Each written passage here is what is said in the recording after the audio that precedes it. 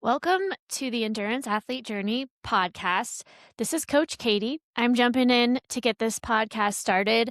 We broke the podcast into two parts. And so the first part we did last week, that was episode 81. And that one was on sort of how we think about formulating a training plan, or some of the questions, some of the even deeper questions we might ask our athletes or ask ourselves before we start thinking about a training plan, planning, putting that into motion. And so that's our part one, kind of building the foundation. This podcast that we're releasing today is going to be on how we think about volume. So, how we think about building volume for the training plan. So, that's what we're going to dive into right now.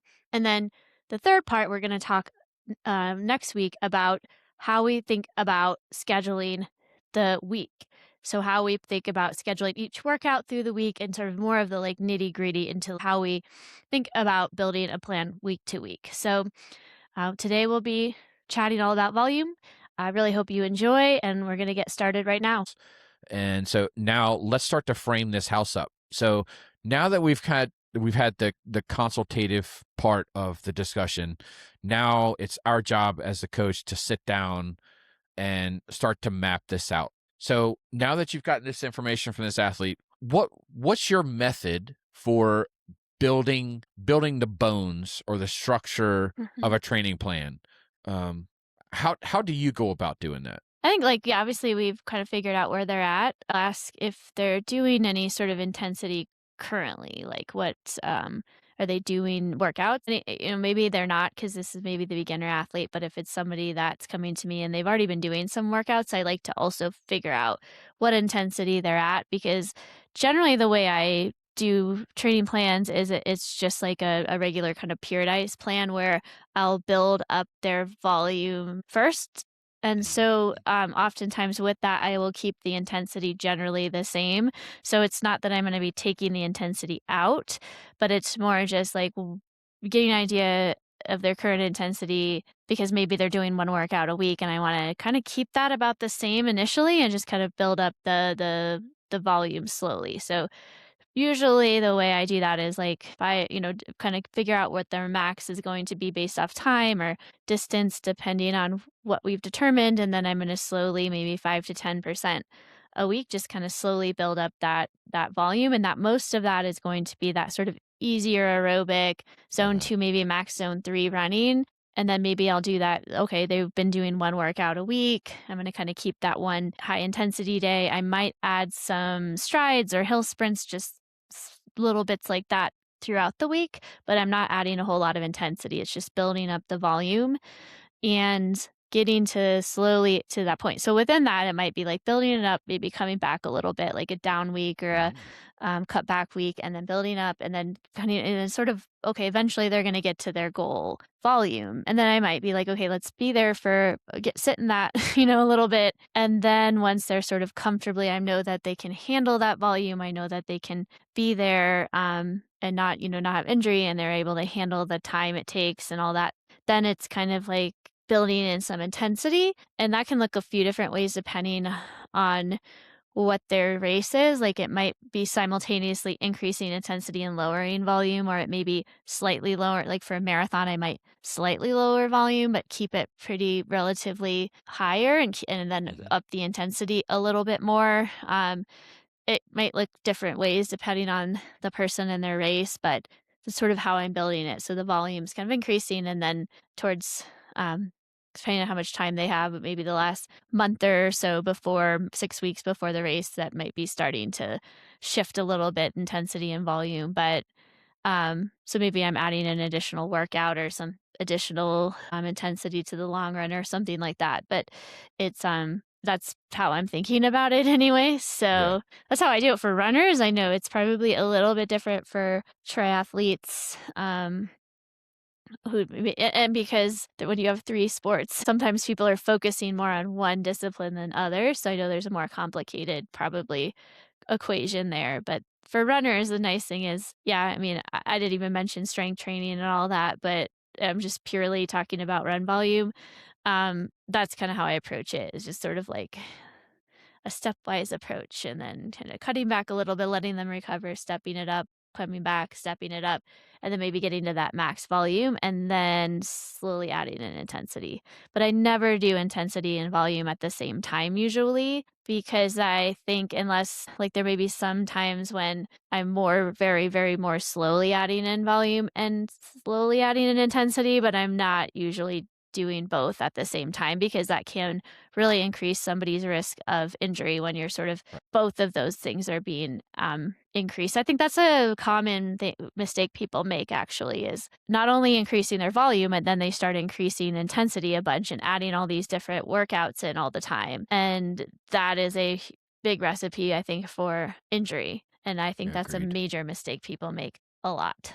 So, So yeah. I want to give some bones to this a little bit Mhm. because we've just been talking in general terms of volume and intensity. So let's say Right. that you've sat down with this athlete and you're now mapping out what their total weekly volume is going to be. And so let's say that you say that you want their biggest volume week to be X number of miles or X number of hours. How do you go about creating the other weeks based on that Mm. one anchor point? So if you say that, I want Oh, this training yeah. plan to be 70 miles a week. And I want that to be if it's an 18-week plan or 20, let's just say 20 weeks because it's a nice round number. Let's say at 10 weeks, or no, let's just say at 15 weeks, I want them to be at their peak mileage Right. because Yeah. then that gives me enough time to taper them down a little bit, and we're not just going from I 70 might have miles a them at week the down to 50. We're peak. going to do like Yeah. a slower taper, more gradual taper.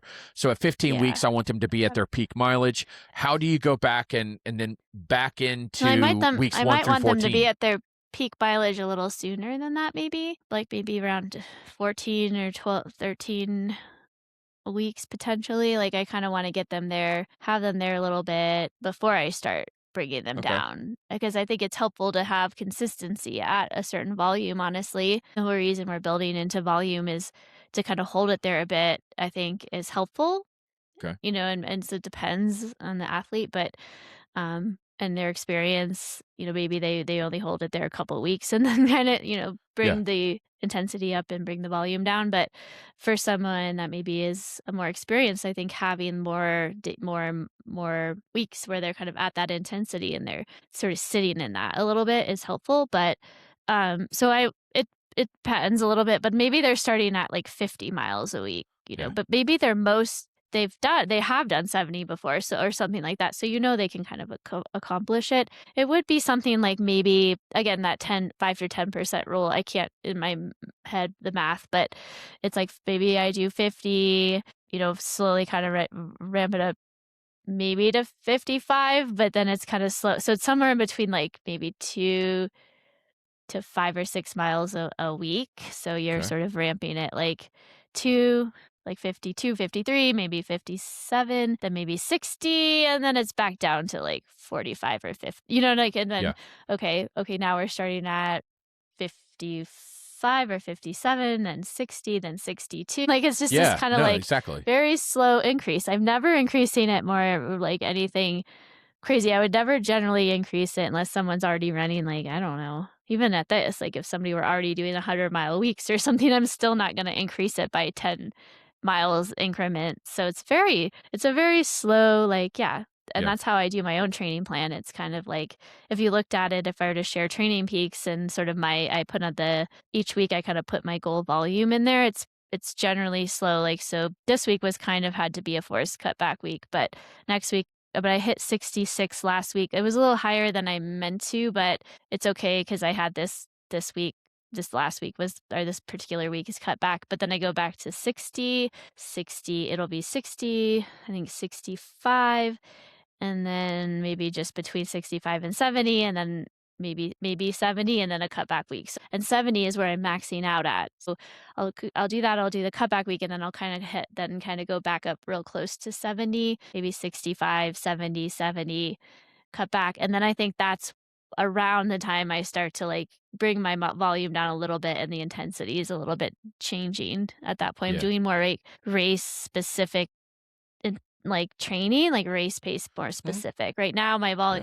my intensity is more like a lot of slow running and some very fast running, very small amounts of faster running, but like a Yeah. lot of slow, easy running, right? And then the intensity changes as I so that's kind of how I would build it. Like if it's something like that, like for a 5K, if somebody has their max 40, maybe it's they're starting at 30 or 20, again, it's kind of that slow. Maybe it's a little slower because it may be like 2, maybe max 3 miles a week of increasing.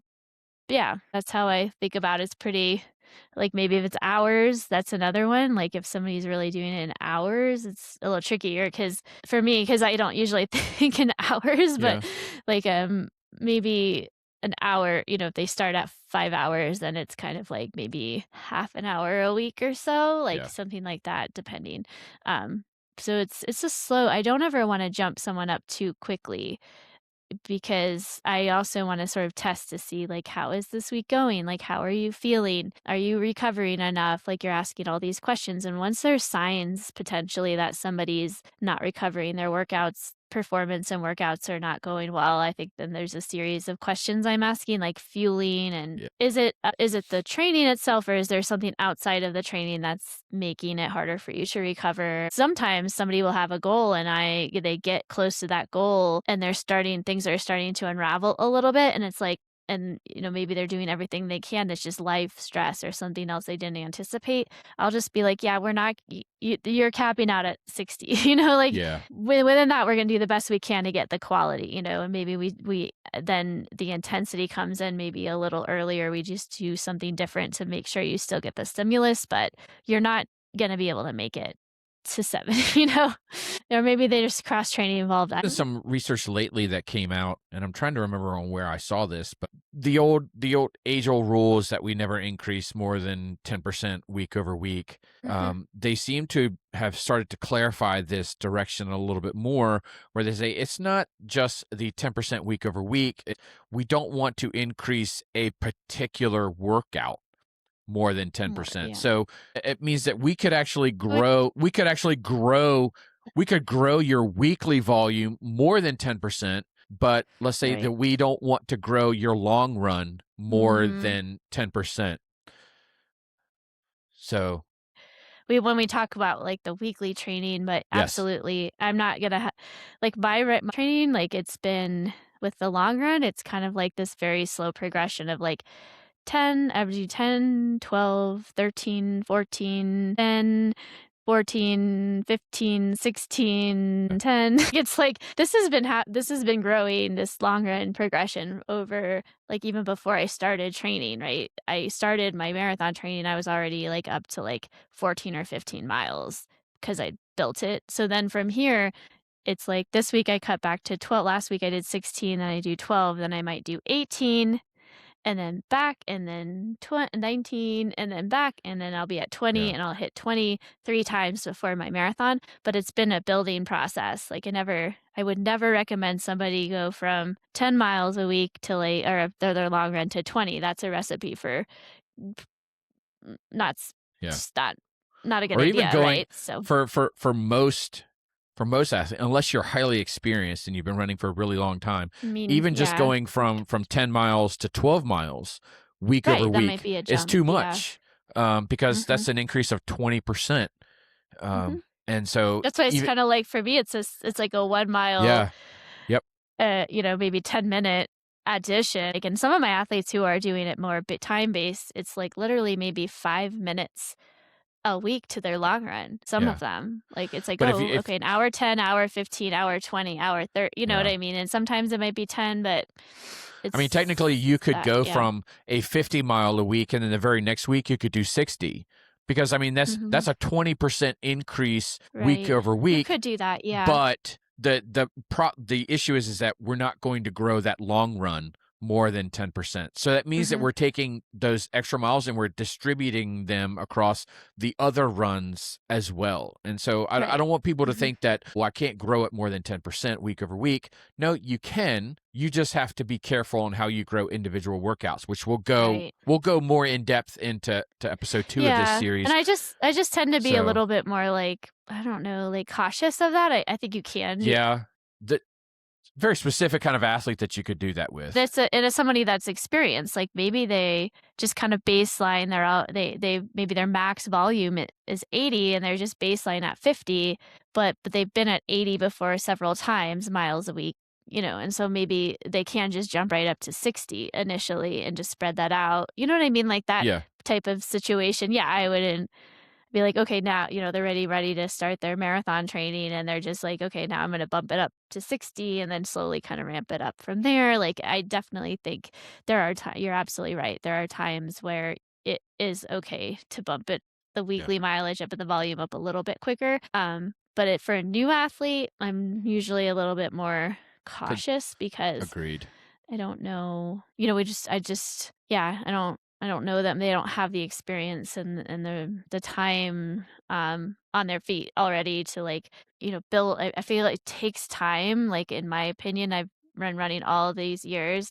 Like, I'm at a point where I can maybe bump up my mileage a little bit more in one week and take the take the hit. Like, I think of when I was doing my ultra, I was doing mostly 50 to 60-mile weeks. I had one week where I did a double weekend, a double back-to-back long run, like a 30-mile run and then a 16-mile run. So it made my whole week was like my weekend was almost 50 miles of running, and it was a total of 78 miles that week. Well, that was a huge bump from like maybe 60 Yeah. average to 78. But because I had all this experience and I did take a recovery week the next week, I was able to handle that just fine, no issue. But I don't generally think that's what I would recommend, Yeah. dependent on the athlete, right? So, I don't want yeah. people to think that they actually have to increase volume week over week. I mean, Yeah, they I've don't. used a Yeah. model before where I did it in 2 week blocks. So I would grow volume every other week, and then the that second week I would keep volume constant and increase intensity. And Right. so something was always changing, so it was either going to be the amount of time that I was training or the intensity in which I was Mhm. training in. But I would do the 2 week blocks. And so I don't want people to Mhm. think it's like, oh well, Has to be, I like, have to increase linear. week over Yeah. week. You absolutely do not have to do that. You can use this stepwise function where it's like 2 weeks at the same volume, but you're changing the intensity mixture Mhm. of that, but you don't increase volume and intensity in the same week. So that's why I like that every other week. I think that's great for somebody who maybe doesn't already have some intensity because you wanna Yeah. build in the intensity. You Mhm. do need I think it's important to have some intensity. I think that would be a great example for somebody that, yeah, they wanna build volume and they need to build some intensity in at the same time, sort of, but you don't do it, like, each week it's either intensity or volume, not both. So you focus on one and then the next week it's the next. Yeah. That's where it gets complicated, I think, because there are so many ways to kind of think of this. We didn't even talk about the reverse training of like starting with the intensity and then Yeah, the and then reverse doing the intensity periodization. first Yeah. and then building the volume or what. So, and depending on the goal of the athlete, what they need to focus on, because some people do really need to focus on speed. Like, Mhm. maybe that's their limiting factor. And so somebody that really, I'm like, really, you'd benefit from more speed. I might have them do more, like a lot of 5K specific work, even if their goal is the marathon initially. And then I build in some volume and then we kind of switch over to more marathon pace stuff. But it's like, it's so individual. It's hard. I think that's where it gets complicated because it's so hard. I think people want, like, the easy answers. That's the Yeah, problem. I'm glad that I'm glad you bring this up because if you go out on social media, you almost kind of think it's like, okay, well, what's the optimal plan? Mhm, Or even if you go on to some AI platform and you're just like, give me the optimal training plan for a half marathon. I can tell you right now, there is no optimal plan. mhm, The plan is going to be whatever plan that you're able to execute and absorb the stress. That's the optimal plan. Are there particular methods and strategies that you can use to develop a plan? Absolutely. But mhm, there's many, many different ways. And I Yeah. think that a lot of people tend to rely on this 80-20 rule way too much. Oh, Um, I think that it is a valid training method for some athletes, yeah. but it is by no means a standard in which you have to implement. It's not optimal for everyone. And so if you think of it, it's one particular person's methodology for training. So if you go and you talk to 10 different coaches and you say, Mhm. what's your method of training? You're going to get 10 different training plans. I can almost Probably, guarantee it. yeah. Mhm. And so that's the way that I think about these methods, like, the run walk method or the 80-20 rule. These sorts of things, these are strategies for training. And like I said, you talk to 10 different coaches, you're going to get 10 different strategies. Doesn't mean that one is right and the other is wrong. Mhm. It just means that they're all different. And you could talk to the same coach and have that coach talk to 10 different athletes and have 10 different training plan strategies. So it's so athlete specific. You have to coach the individual is what I'm getting at. And so relying on, a method is like, oh, this is the method. No, it's a Mhm. method for getting there. It doesn't make it the only method, and it doesn't make it the optimal or right method. So Right. I want And to not keep that in always the mind. optimal right method for that individual because, Right. I think a lot of I think of 80-20, that's a lot based off of looking at, like, elite athletes who Well, spend it was founded on like cross country skiers that were like Yeah, it's like when Olympians. So they're Olympian they're like elite athletes. They yeah, do a lot of yeah, volume, so their volume I'm thinking of, like, elite runners as an example doing 120 miles a week. Obviously, they can't do a lot of all like, a good portion of that at high intensity, yeah, but they're so they a good amount of that is at lower intensity, I mean, and high volume. So that it comes out to be about 80-20, and then they're sort of extrapolating, well, these elites are doing it, so this is what other people should be doing. I'll tell right. you now, my plan is not generally 80-20. It's probably more Me like neither. 60-40, 70-30, Yep. because I do better if I have a little bit more intensity, and I do spend time in the gray zone. Some people say, "Don't ever be in zone 3." Well, as a marathon runner, like, probably a good majority of my race is gonna be in Yeah. zone 3, you know what I Yep. mean? So I have to be there. I have to spend time there. Otherwise, I'm not gonna know what that's like when I get there. So, I feel like there's a lot of, like, stuff out there that people say that I just think, well, maybe that works for, like, a 5K runner. You maybe don't wanna spend a lot of your time in that gray zone, but it doesn't really extrapolate to every single type of racer. It's True. just and you do hear those, like, really I think that's part of the thing is you hear those, like, very blanket, like, influencers, like, "Oh, 80-20," like, that they're so sure of it, and I always am a little I'm always reluctant. I know people want something very, like, this is the answer. However, when people I think in a lot of situations, there's a lot of, like, gray area and a lot of nuance, and when somebody is so sure of their answer, like, "This is the way to go,"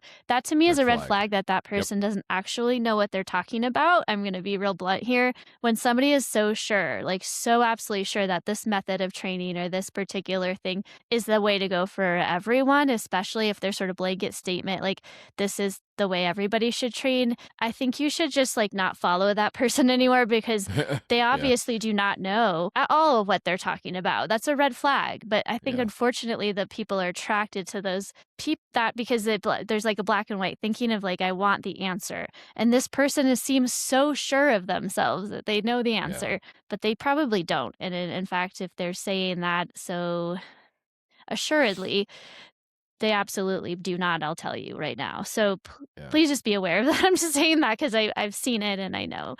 Yeah. And we're here telling, like, Justin and I, we know, like, there's a nuance to this topic and it is individual and there is no one size fits all when it comes to trading. And Yeah. that's because that's probably more likely the truth. I think we could probably have some, like, takeaways from this episode that maybe people, we can at least leave with a few takeaways maybe that people can kind of take with them that they can use, but we're not going to be able to give you an answer for you specifically, Yeah. unfortunately. I mean, I can briefly kind of talk about how I set up a training plan, Yeah, go and ahead. I so want you to, yeah. I'll talk about it in terms of a multi-sport or like a triathlete. Mhm. it's relevant to sport specific as well. So what I typically will do is I have an idea on what I want their long ride to be. And so I'll tell you, like when I set up my training plan for Florida, I said I want my long ride to be 4.5 hours long. I don't want it to be any higher than that.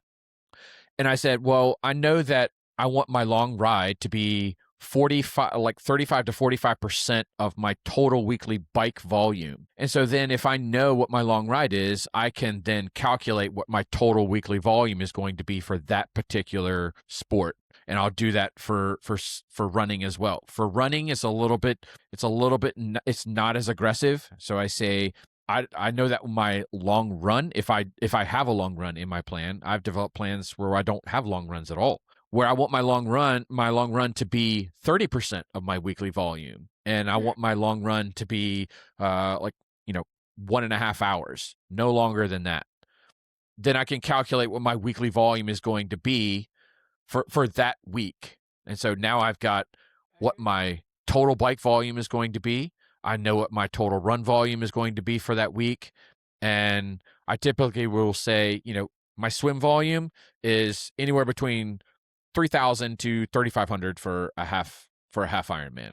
I don't typically like I'll build slowly for the swim, but nothing, I can handle the higher swim volume and keep it there because we're swimming no more than probably like 3 days a week, where the bike volume can be anywhere between 4 to 5 days, runs 4 to 5 days, swims are 3 days.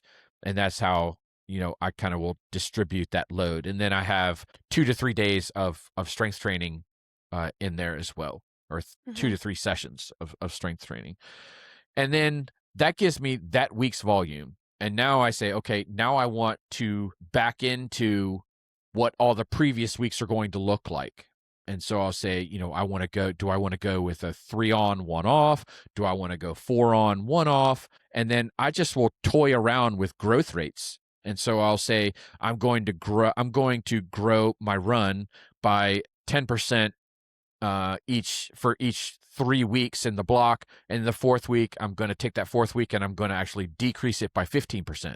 And then that gives me that 4 week block. And I'll do the same thing for the bike. So for the bike, I may say, you know what, I can grow my bike faster at a faster rate than I can grow running. So if I'm only going to grow running 10%, I can say I'm going to grow my bike volume by 15 to 20% because it's non-impact. And I know that if I can effectively overtrain on the bike, it's still going to help me on the run. It's not a substitute for running, but if I can build deep bike fitness, it's going to help when I get off the bike and be able to run well. And so I'm okay with overtraining on the bike. I'm okay with overtraining on the swim. I'm not okay with overtraining on the run. That's the one that we really Mhm. have to pay close attention to.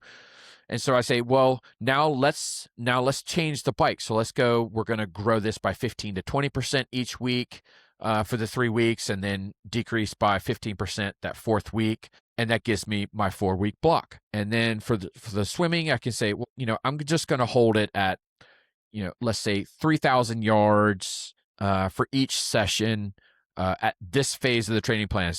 Basically what we've done is we've now calculated the next to last 4 week block, because then I got to save some time for the taper at the end. And so I say, well, I've got this 4 week block. I'm okay with the highest swim volume being in this block. And now I'm going to gradually roll this back a little bit so that I'm kind of building. So when you look back at it, you can see that there's a natural progression of increasing swim volume, increasing bike volume, increasing run volume. They're all changing at different rates, but they're still kind of increasing and following this same pattern, this Mhm. increase, increase, increase, increase, drop, increase, increase, increase, drop. So like you do, some athletes, I will do that depending on how much time we have, on whether I build in rollback weeks. I'm working with an athlete now where I didn't build in a rollback week for her because we just didn't have the time to do Right, that. I'm yeah. I'm effectively It's a luxury managing the sometimes. Yeah. stress So I'm able to increase, but I design the runs in a way that minimizes that stress without Right. needing the rollback weeks. So it's by no means a requirement that you have to Yeah, have, I think with but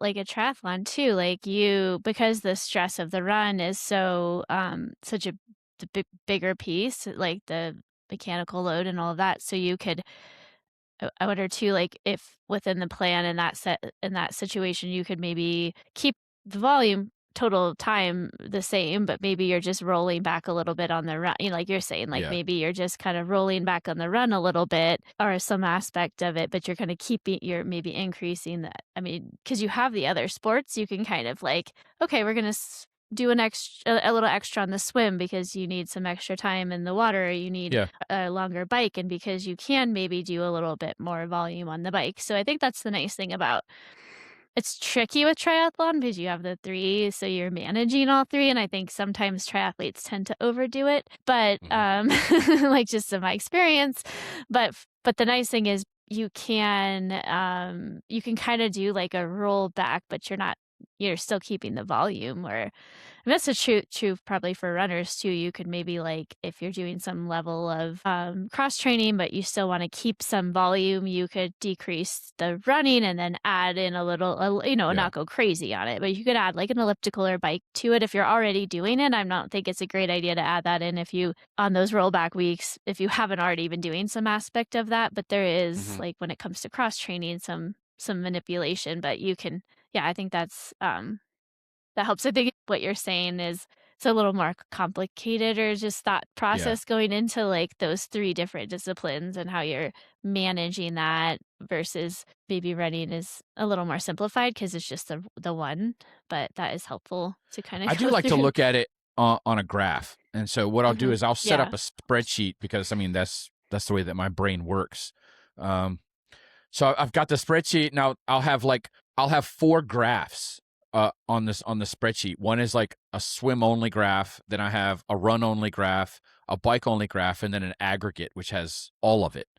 And Mm. so I can see the progression in each of them. I was like, okay, well that looks good. That looks good. Oh, that's too steep. Mhm. I don't like that. I don't like that pattern. And so then I'll go back and I'll adjust the growth rates. And so, I build all these functions in there. So it's like I have like 15% in this graph or on this series, and then 10% over here, and then 20% over here. And I just change those percentages, which is my Right. weekly growth rate. I keep the rollback week at a decline of 15%.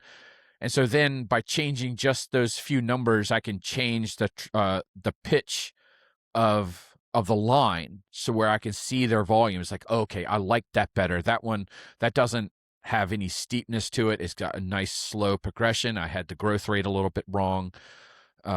But then that Mm. allows me to look at each of the sports individually, but then I also have to pay a lot of attention to, okay, what's it on aggregate?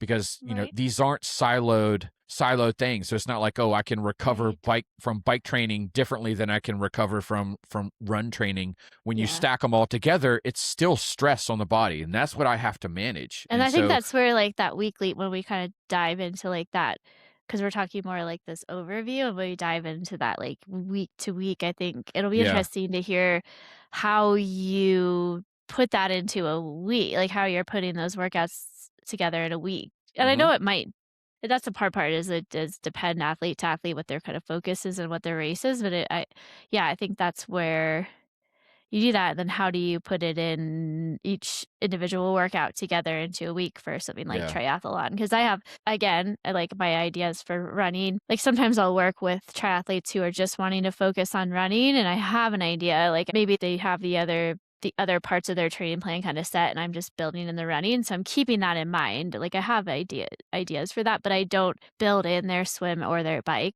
exactly. So I'm kind of looking at that. I mean, maybe I'm giving input on it, but I have had people who Yeah. are like, I just want to focus on the run. And it's a little harder because I'm not, because I don't have as much experience with the other two sports, but I do, Yeah. so I have an idea, but I think that'll be interesting when we kind of build in. Then the next step is like the Yeah. week. How do we think about our week? When we've got the volume set, what are we going to do week to Yeah. week?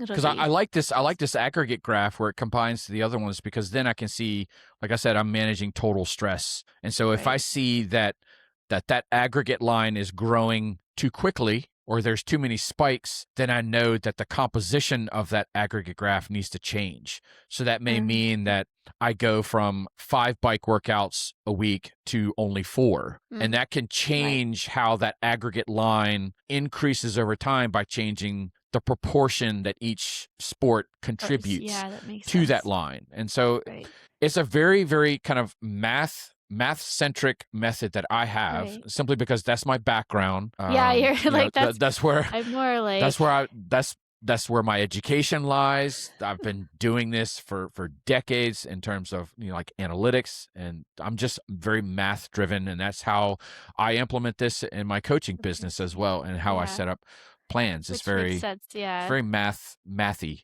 I'm So, not as but mathy, I'm more I don't know, like, just off I don't know, like, I do look I at that, like, volume and things like that, the but way that it's I view your method is very intuitive, and I think it's intuitive. because Yeah, I guess that's the you've right been doing this for so I long like that I I can think see it's it and I'm part of it. like, I think it's Yes, yeah, just the art of it, like the art. Like my background is not only in exercise science and nutrition, but many people don't know this about me. I have a undergraduate degree in studio art as well. So I'm like, ah, by the way, I don't know if you knew that about me. I don't think I knew that about you. It's okay. That was my dual major. So in undergrad, I did a studio art major. So I think I think I'm just like that's my brain is more like, yeah, that Yeah, intuitive, like looking at it and somehow by it's like the art and design of the training plan. I do think I do consider like volume and intensity and I'm like I do look at different metrics, but I also just kind of can see it and conceptualize it yeah, and, well, yeah, I think it's just doing it for so long and having my own experience with it, it is more of an art for me, not so much of the mathematical side. So it's interesting how, like, your brain is looking at it yeah. one way, and I can't say I don't, like, add it. I don't look at different metrics, and I'm not, like, paying attention to some of the things that even Training Peaks kind of, like, creates in terms of their outputs and things to make sure I'm not, like, Mhm. overloading someone, but it's more of a feel thing too. It's like, how I Yeah, wanna know that's why I want my athletes to comment, like, "How are you feeling?" It's, "How are things going?" I'm looking at how their workouts went and if they're hitting, like, the times or if they're so it's more day-to-day individual workouts. How is that gonna influence the next week? And it's so much more by feel and it's more of a yeah. craft. I don't know, like, I can't I wish I could just, like, explain it better than that. So, you I can think you tell bring how up a you great and I work yeah. so differently. I think you bring up a great point, and it's because I think we've talked about how much time we spend building this framework of the house. We framed the house now, so you guys know how each of us build kind of the bones of the training plan, but we haven't put any skin on it yet. But the idea is that these training plans are developed in pencil. Right, And yeah. I'm glad that you bring this up. It's like the Yeah. comments. I try to encourage my athletes to do the same thing. It's like I need comments, because I can Oh, have yeah. all the math equations that I want, and I know that, hey, I've increased this by this percent, I've increased that by this percent. And so you should be able to handle this. But I don't know unless you tell me how Exactly. you're doing. I always have to tell my like, "You have like, please put something in the comments," Yeah, or you if I don't gotta see tell it, me. I will reach out, like, "How did this workout go? What were you what like, subjectively, how did this feel to you?" I mean, it looks like it went well based off the metrics, but what especially, like, long runs and things like that, because I need to know, do I need to give you extra recovery? Like, is this Yeah. and then the whole next week might change because of that long run was especially difficult or they were having a little something going on with their knee or something like that. So it's like Yep. I need that information, and then that's kind of where the art of it comes in is like, okay, like the it is never written in stone. In fact, like, so a lot of times I might put workouts in the future, but I oftentimes it's vague, kind of. It's just like it's like a general backbone of kind of the way I want it Yeah. to flow. And then each week I'm putting in, or a couple weeks ahead of time so they have some time to prepare and putting in the actual workout. So it's very, very like, that's just how I work. It's very backboney, like these some ideas of when the workouts are going to be there and nothing's really Mhm. structured in there. And then as the workout, as the plan progresses, I'm putting in all the details every couple weeks out. So I don't put Yeah. in all that information like out, and sometimes it's week to week depending on the person and what they prefer, but just because it is a craft, there is an Yeah. art to, and that there's that book I was reading, A Practice of Change. It kind of like that's why I like this book is because it kind of resonated with it the way I put the training plans together. There is a piece of it that it's creating. Yeah, like it's not just like scientific. Like you said, you do that too. Like you know, as a good coach you will take not only like the mathematical equations and like the very methodical way of doing it, but we'll also take in all the other pieces of how you're feeling and how the workouts are going. And it's a craft. You're crafting something, you're creating something. Yep. And that's almost why I love doing training plans because I like that piece of it. Instances where, we've developed this training plan. I'm projecting to increase you next week, but if you tell me that, hey, this was a really rough week, there was a Hmm. lot more stress at work or something, and I'm just not recovering very well, then I have to make that adjustment and probably not increase you the next week, and let's Much just too. hold it steady and let you get a chance to get caught up. Right. You can Yeah. also have that on the flip side where you have a down week that's coming and you're just progressing. You're You're like feeling rolling. You are good. Yeah. motivated. You are feeling fantastic. I may not give you that rollback week. I'm just like, we're going to grab this momentum while we still can, while it's still here. Uh-huh. Let's grab it by the horns and let's roll with it. So no rollback week. We're going forward. And so it is a training plan is a living organism. That's the only way that I can Yes. explain it. It changes, it moves, it flows, and there's outside forces that can influence it. There's all kinds of stuff that can change it. And Hmm. so the reason that I say this is because, and I'm guilty of this as well as an athlete myself. Um, this is the plan. I'm executing this plan and I'm rolling with it. And I almost completely disregard how I'm feeling and how my body Oh, is progressing, but yeah. this is my plan. But you do that And for your athletes. I guess it's weird to me. I'm Like, it's so different interesting when that it you're comes not, to like actually helping my 'cause I athletes. am Yep. like, this week's an example, like, I know we sort of talked about this, but it was, like, hot. It's, like, 85 degrees, and I try to do a workout Thursday night. I usually do the workouts in the morning, but I had to, like, after I was done with my work at the hospital, that I just do that job once in a while, but it just happened this way. It's 85 degrees out, and I'm trying to do a workout, and at some point halfway in, I'm like, "This isn't working. I just have to be realistic." So then the next day, I was gonna try again. Again, it's like, this is just this workout, this whatever I'm trying to do here, it's just this is my body, it's maybe too much work, too much of the work, too much of the heat. I don't know, but I'm just Yeah. gonna have to take the rest of this run easy. The workout that I was supposed to do this week is just kind of totally a wash. And then I'm also kind of thinking ahead, like I have a like not a long run tomorrow, but 12 miles. But if that doesn't go well, I might have to kind of rethink, unfortunately, next week a little bit too, Yeah. because I was gonna front load the week a bit because I had a half marathon at the end of it, and, I don't wanna do this because I do wanna get some volume, but I might have to take that week a little easier than I wanted also if I can't sort of regain some of this momentum and feel better, right? And so Yeah. that's just an example, like, it's just that I'm better about it now with myself. I could have kept pushing through in that workout, and then I would have been, I mean, my body just wasn't used to the heat. I mean, it's 85 in March isn't normal, but I will so say I will say I've gotten better at listening to my body. But the reason that I bring this up is that because athletes will tend to buy these template training oh, plans, or right, they yeah. go and they Yeah. ask, ChatGPT, hey, give me this training plan. And they don't understand how to allow that training plan to adapt to Mhm. the ever changing dynamic of aerobic training and conditioning. It takes some experience to be able to, and internally, like, kinda knowing Yeah. yourself to know when, "Alright, like, this is unfortunate, like, it's just these circumstances weren't great, but I have to pivot, and maybe I'll be able to try tomorrow." Or maybe I have to totally, but to know that is hard, and that's unless you're very experienced as an athlete.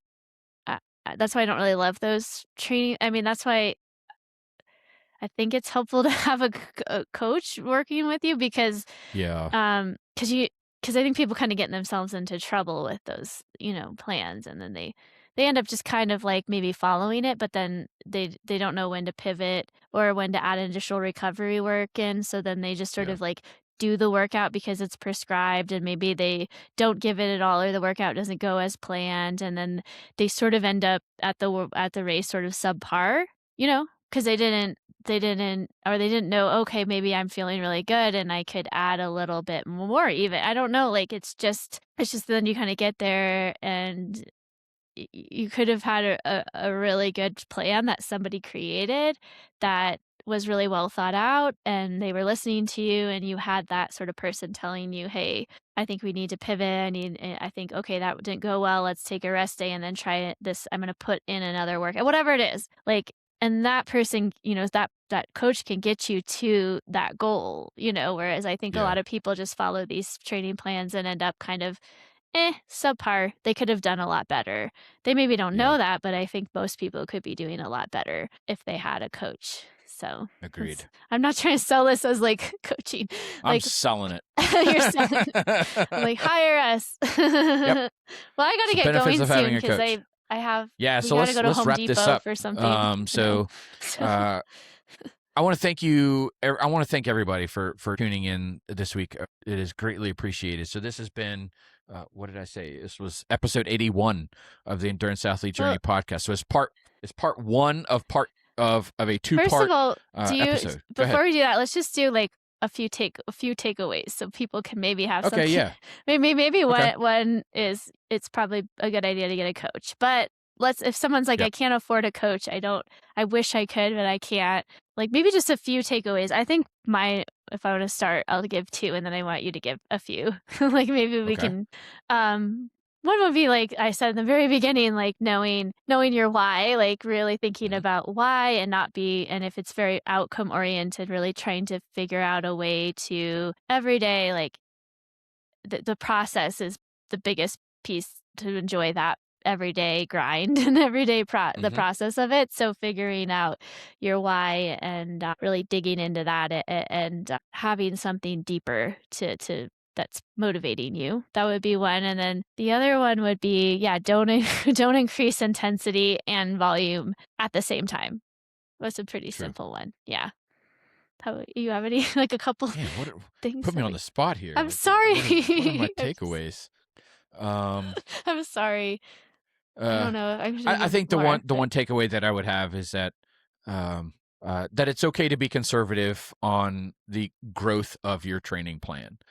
It's okay to not increase week over week. It is okay to grow like 10%, 20%, depending on how you're absorbing what sport that you're training for. But that is not a hard written rule to where you mhm, must increase week over week. It doesn't have to be a linear increase either. The rates in which you can increase can change by blocks. So the way that you grow a training plan doesn't have to be consistent, and that it doesn't have to increase all the time either. mhm. So, You can stick somewhere uh, for a while if you want. what would be another takeaway?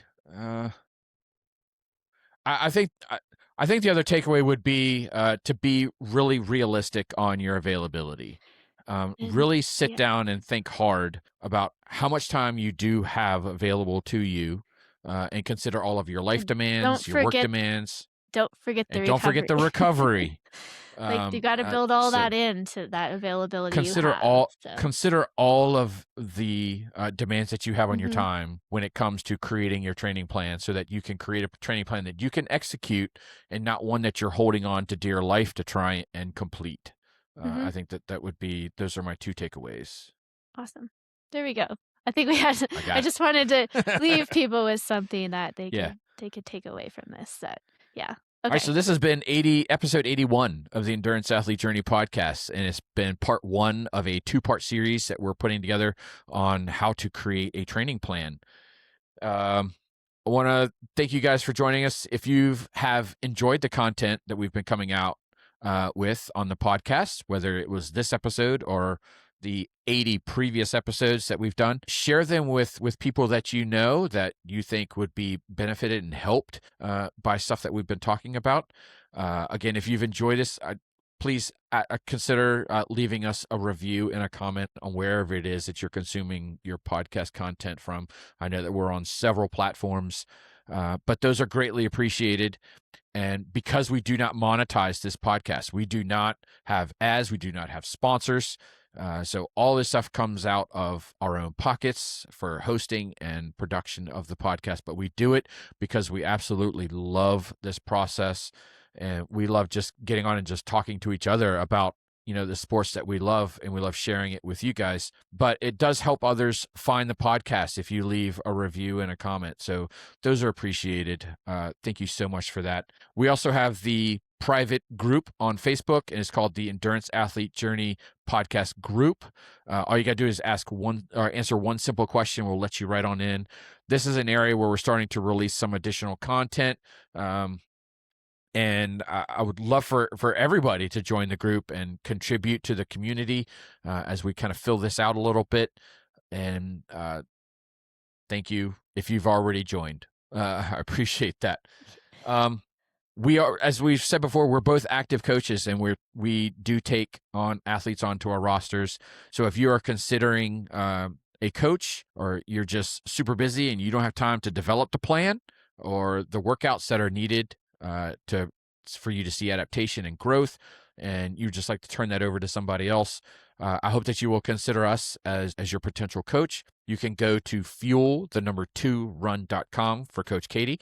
You can go to tabulaRasaRacing.com for me, Coach Justin, and we'll be happy to talk to you about how we can help you along your journey and see that you can accomplish the goals that you want to accomplish. Again, thank you guys for joining us. It is greatly appreciated, and we will see you all again next time. Right. From the Endurance Athlete Journey podcast, I've been your host, Coach Justin, with Coach Katie. Later, guys. Bye. That was a marathon.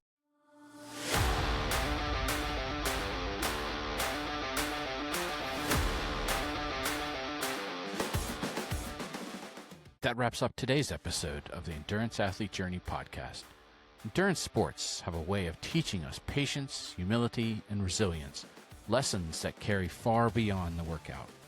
Progress in endurance sports doesn't come from shortcuts. It comes from consistency, discipline, and doing the work when it's not glamorous. Wherever you are on your endurance journey, keep trusting the process and honoring the work you put in each day. If today's episode resonated, please subscribe, leave a review, and share it with someone to help on their endurance journey. Don't forget to join the conversation on our social sites to help build and foster a community where we all learn and support one another. We'll be back with more stories and insights from Coach Justin and Katie. Until then, visit the podcast website at theenduranceathletejourney.buzzsprout.com for more episodes from the Endurance Athlete Journey podcast. Have questions or comments about the podcast? Feel free to send us an email at theenduranceathletejourney@gmail.com. For all things coaching, visit Coach Katie at fuel2run.com and Coach Justin at tabulaRasaRacing.com. Again, thank you for listening to the Endurance Athlete Journey podcast, and remember to find joy in the journey.